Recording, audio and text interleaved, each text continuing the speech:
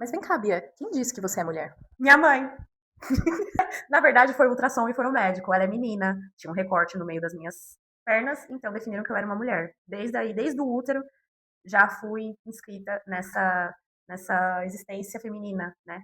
Mas, todavia, entretanto, nem tudo saiu como esperado, porque eu saí com o uniforme do Corinthians na maternidade parecendo um belíssimo menininho. E todo mundo perguntava qual era o nome dele e não o nome dela. E aí minha mãe ficava nervosa e falava pro meu pai: ela é menina, cadê o lacinho da cabeça dela? Não tinha lacinho. Mas não tinha uma menina então? Te disseram que você era mulher antes mesmo de você nascer. Foi assim que eu descobri que eu era uma mulher. E você, como é que você descobriu? Eu acho que quando você traz esse recorte do nascimento, é claro que nós, enquanto pessoas, passamos por esse tipo de definição. Mas eu acho, Bia, que eu me dei conta de que eu era mulher a partir do momento que me disseram que eu me utilizava de símbolos masculinos. E isso foi na minha adolescência. Eu tinha uma personalidade que portava símbolos masculinos. E aí eu tô falando de roupas largas, enfim, cabelo raspado e toda aquela expressão de personalidade de uma adolescente. Até que um dia um homem chegou em mim e olhou os alargadores que eu usava na época, alargadores de uns 22 milímetros. E ele me disse: Nossa, você é tão linda, mas isso te deixa muito masculina. E aí eu me dei conta de que eu poderia provocar incômodo em pessoas que achavam que eu deveria me portar como mulher, mas que eu me utilizava de símbolos que diziam o contrário. E aí eu me dei conta de que para eu ser mulher eu precisava usar uma outra coisa que não eram alargadores enormes, na visão de homens, assim. Uhum. Mas é claro que a gente está falando de coisas muito específicas. É, temos coisas também muito incomuns, que é aquele velho fecha as pernas, menina não senta assim, não senta no colo de fulano, ciclano e beltrano, você é menina. É, isso já impõe o que nós somos, e mais do que ser enquanto existência, é o que nós podemos ou não podemos fazer por sermos. Nossa, você descobriu de um jeito muito filosófico. Eu fui só seguindo as regras do jogo, na verdade. Mas o meu incômodo, ele talvez fosse inconsciente na parte infantil, porque eu lembro que quando eu era mais nova, eu não gostava de andar de shorts, porque eu sentia que as pessoas me olhavam, mas não eram olhares maldosos. Não eram pessoas, eram homens. Mas a gente não sabe falar isso quando criança. Homens talvez não sejam pessoas. Não, gente, brincadeira, é assim, calma lá. Vocês entendem, Mas a vocês grande entendem. questão é que o incômodo, ele já chegou em mim de várias formas. Mas eu não pensava, eu não refletia isso na minha adolescência, gente. Eu já era uma adolescente que eu tava buscando mais enquadre. A Bia tava na rebeldia, eu tava no enquadre. Eu não era a garota da escola. Esse é o resumo. Eu era a garota que sofria bullying. O meu dente chegaria até vocês daqui. Eu era uma garota dentuça. O meu cabelo, como cacheado, acho que a maioria das cacheadas vão entender o que eu quero dizer agora. O creme tinha que ser rente ao couro cabeludo, não existia volume, Um né? cabelo domado. Um cabelo domado. E isso é desde pequeno. Eu lembro que o filme que me trouxe essa concepção de que o meu cabelo já era inadequado foi o Diário da Princesa, né? O cabelo cacheado sempre foi retratado como algo não feminino, algo desmazelado. Então, poxa, eu nasci desmazelada, né? O meu cabelo ele só era ordenado quando a minha mãe arrumava, então o meu cabelo mais volumoso. Opa, alguém tem que controlar essa juba. E apesar de, nessa época, né? Na época dos anos 80, o cabelo cacheado ser um símbolo, muitas vezes, de feminilidade, ele foi tomado pelos anos 2000 como um símbolo depois de rebeldia, né? E muito para além disso, sempre dizem qual é a moda que a mulher tem que estar, né? Qual é o cabelo que a mulher tem que usar. E eu não tô dizendo que isso não chegue nos homens, mas chega de forma diferente. A gente sabe que chega de forma diferente. E aí, quando eu falo de tudo isso ainda, existe a cultura da magreza. Eu fui uma criança extremamente magra. Só que isso para mim também chegou a ser um problema. Ainda que a magreza sempre fosse cultuada de uma forma muito positiva, a magreza chegou em mim como forma de doença até. Eu tive anemia severa. Existiram momentos, eu nem sei porque eu cheguei nesse tópico, gente. O inconsciente é uma coisa incrível, né? Mas eu cheguei nesse ponto da magreza. A magreza ela foi um certo problema para mim, no sentido de eu não queria ser magra, mesmo as pessoas olhando para mim falando, ser magra é ok. As revistas, principalmente a Capricho, né? Pesar 50 quilos era ótimo, mais que 50? Não, não serve. Então, eu acho que chegou em mim essa parte da concepção de como que eu fui acontecendo como mulher. Não sei se fez Uhum. sentido. Total. E aí eu acho que vale a pena a gente já começar a invocar aqui algumas autoras, especialmente, afinal, somos pessoas acadêmicas, por mais que aqui a gente propõe uma conversa leve, tranquila, sem roteiro, precisa invocar Simone de Beauvoir, que diz que nós não nascemos mulher, né? Nós nos tornamos mulher. E eu acho que quando você fala, né, tudo isso que você foi se enquadrando, né, e o que é a revista Capricho, se não um manual de como ser uma garota, né? É um processo de tornar-se mulher, né? Mesmo que isso não seja um processo autêntico, assim. É um processo que está posto. E se você for isso, talvez você seja aceita e vista como mulher. Mas sabe que você falando sobre ir se enquadrando nos símbolos femininos, eu tive aqui um insight de que talvez eu também me utilizei de muitos símbolos masculinos justamente para não encarar esses olhares. que você citou de não pessoas, de homens, né? E é claro, gente, a gente está aqui falando escrachadamente sobre homens, mas eu espero que vocês entendam e eu espero que o nosso conteúdo chegue até pessoas que possam entender que a gente não está falando de homem X ou Y, a gente está falando de homem enquanto um sistema patriarcal que oprime mulheres e é sobre isso que a gente vem aqui questionar. Não é uma ofensa pessoal, é uma ofensa ao sistema, é sistêmico. A gente não está pegando situações ocasionais, né, sazonais, a gente está pegando um recorte social que é englobado no mundo todo, porque a gente está aqui sentada podendo falar sobre uma dor existencial enquanto mulher, mas existem outros lugares que tem mulheres sendo bombardeadas. Existem locais onde mulheres com 10 anos de idade estão sendo obrigadas a casarem com homens de 30, 40 anos por conta de casta. Então, a gente está numa posição de muito privilégio aqui.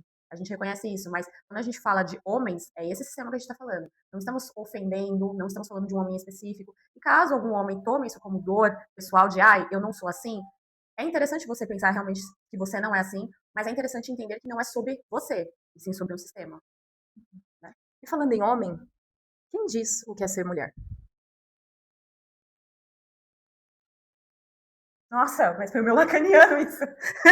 Eu não sei se eu vou dormir depois disso hoje. Para a gravação. Depois do corte lacaniano da Bianca, aí eu voltei, porque eu precisei de 2 minutos para me recuperar, porque Lacan pega forte em mim. Forte, sim, fortíssimo. Mas qual era a pergunta mesmo? Tá vendo? Foi muito forte. Eu acho que a provocação foi quem nos diz o que é ser mulher, né? Porque a gente estava falando de homem, né? E a gente não pode se esquecer que esse sistema... Passando um avião, será que pega? Pega. Pega? E a Julia que tá pilotando o avião? Um homem. Então, Bianca. Quem diz o que é ser mulher, né? E agora tá me vindo aqui na cabeça o filme da Barbie, né? Não sei quem aí assistiu, na época super bombou, assim. E o Eu filme fui de rosa. Você foi de rosa? Eu fui de rosa, sim. E se tiver outro filme que eu precise ir de rosa, eu vou também. Por que não?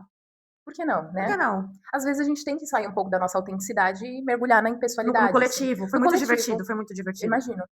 Mas, assim, o filme da Barbie, gente, faz uma crítica muito pontual, muito existencial mesmo, né, da questão da Barbie, de fato, ser uma boneca extremamente... Era um recorte perfeito do que seria, né, uma mulher ideal. Mas a grande questão é que a gente teve a Barbie como referência, né, então Barbie astronauta, Barbie professora, Barbie isso, Barbie aquilo. Mas é interessante também lembrar que nós fomos exclusivamente estimuladas desde cedo a tarefas domésticas. Então eu lembro que tinha quando eu ia numa loja de brinquedo, não vou mencionar grandes lojas aqui, grandes corporações, mas quando eu ia em tais lojas, existia o quê?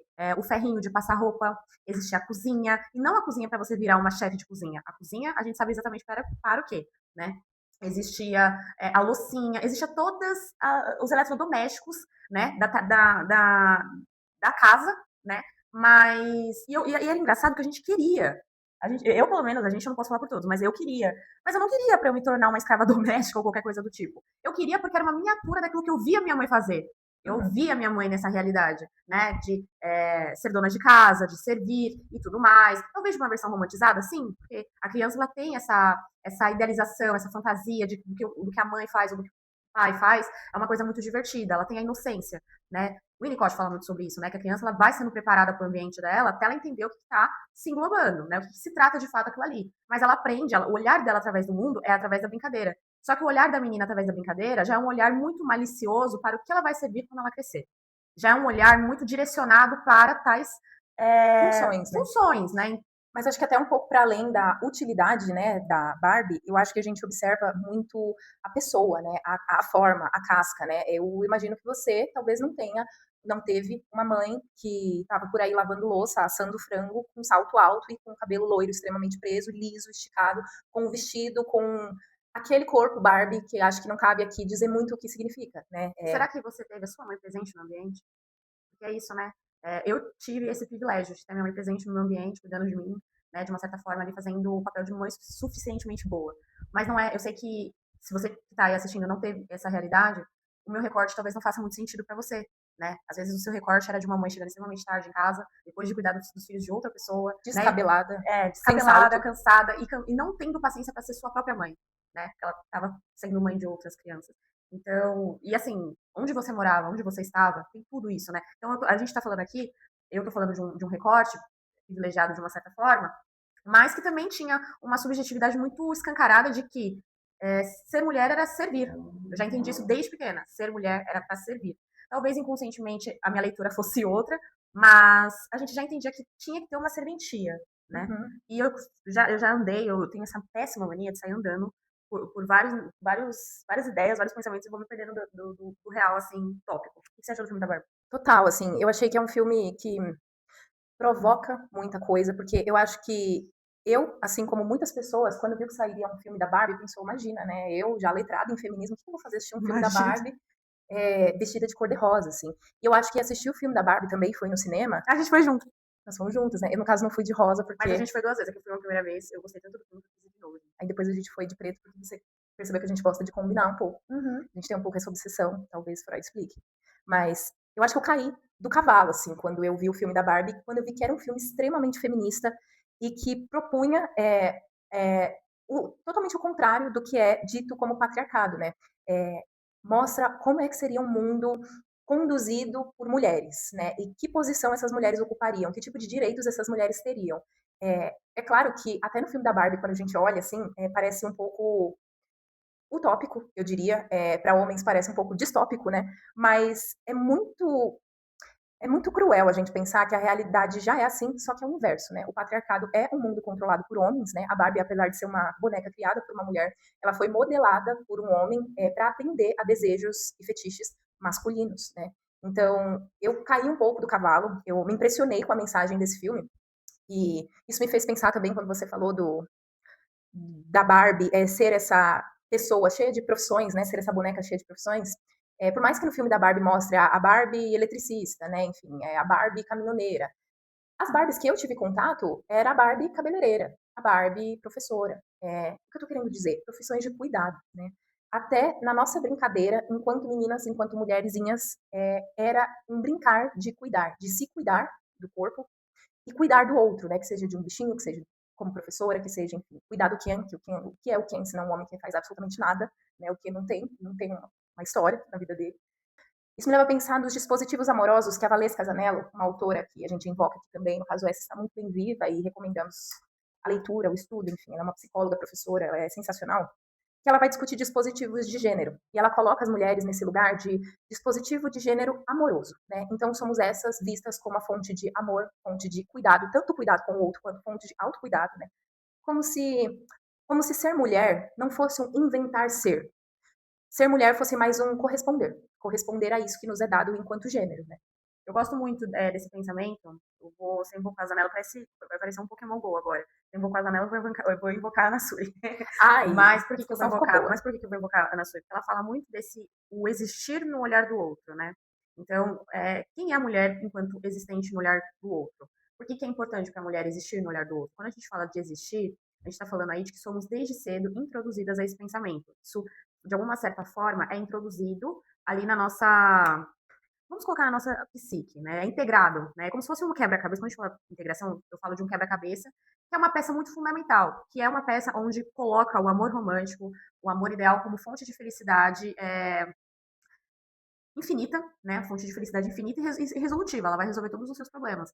Quando, na verdade, quando a gente olha para a realidade, isso é muito mais complicado do que parece. Né? Porque quando a gente vem para a realidade, na fantasia, né? Quando você vê lá Branca de Neve, você vê todos os filmes que a Disney introduziu no nosso inconsciente, existe o Felizes para Sempre, né? Existe o príncipe olhando só para a princesa. Quando a gente vem para a realidade, principalmente a contemporânea, a gente vê o homem lidando muito mal com seus desejos, né? O homem objetificando mulheres, o homem colocando mulheres como um padrão muito específico, né? Então, por exemplo, eu descobri que a gente não pode ter tatuagem de borboleta, sabe disso? Eu ouvi dizer. Vou fazer a minha semana que vem. Vamos juntas. Vamos. A gente não pode ter tatuagem de borboleta, ter cabelo colorido, basicamente ter problemas paternos, né? E aí a gente descobre que a pessoa que criou esse tema não teve um pai presente. Então isso fala um pouco, inclusive, da dor, né? Aquela coisa de o sonho do oprimido é seu opressor.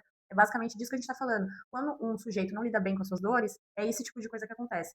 E por que a gente está falando isso? Porque enquanto mulheres existimos no olhar dessas pessoas que não se implicam em se conhecer, em se entender, em se desenvolver psiquicamente. E onde que mora o perigo nisso, né? Porque isso, quando implicado na nossa cabeça como um desejo, a gente vai a todo custo atrás desse desejo. Mesmo saber, e assim, a gente não tem a concepção de sujeito faltante. A gente sempre quer mais e mais e mais.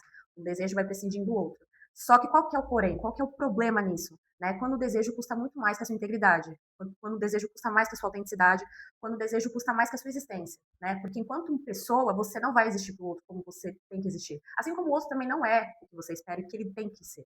Cada um tem suas bagagens, cada um tem sua perspectiva, suas fantasias. Enquanto se relacionarem, vão desejar sim com outras pessoas. E aí que você faz um acordo com seus desejos. Para isso existe maturidade e existe um olhar muito amplo do que é o relacionamento. Voltando para o princípio, nós mulheres existimos no olhares de quem, afinal de contas? E acho que saindo um pouco das portas da academia, indo para uma vivência que eu tenho bastante, né? Eu trabalho com psicologia social, fenomenologia decolonial e vivo e sobrevivo em ambientes periféricos. O que eu vejo muito é aceitar se colocar em um lugar estereotipado, onde só se é aceito ser mulher a partir de um viés. E qual viés é esse, né? A gente tem uma cultura de massa bastante escancarada na periferia, que é a cultura do funk, né? E isso induz, indica, sugere que mulheres sejam vistas como esses seres hipersexualizados, né? E aí eu tô falando de mulheres, mas eu também coloco aqui meninas, né? Meninas, crianças, enfim. Porque é um lugar lugar de aceitação de ser uma mulher sensual, de ser aceita, de ser validada enquanto mulher. E eu acho que digo até mais, né? Não é só uma busca por aceitação, é um lugar também de sobrevivência, né? É onde se é vista, é onde se é escutada. É minha máquina. Enquanto isso, a gente lava a roupa. Por quê, Bia? Qual que é o lugar de mulher? Nossa, que pergunta. Cara, eu penso que. Eu já ia falar Marina Peralta, lugar da mulher onde ela quiser, não. Mas é realmente, Vamos né? trazer essa grande filósofa periférica, Marina Mas, Peralta. ela já dizia, né? O lugar de mulher é onde ela quiser. Nós temos mulheres incríveis dizendo onde é o nosso devido lugar. A grande questão é que eu penso que o lugar da mulher é num lugar onde ela possa existir seguramente. Né? Eu acho que quando a mulher ela se sente segura para existir, segura para andar na rua, segura para fazer qualquer coisa que não afete a existência dela, é um lugar para ela, né?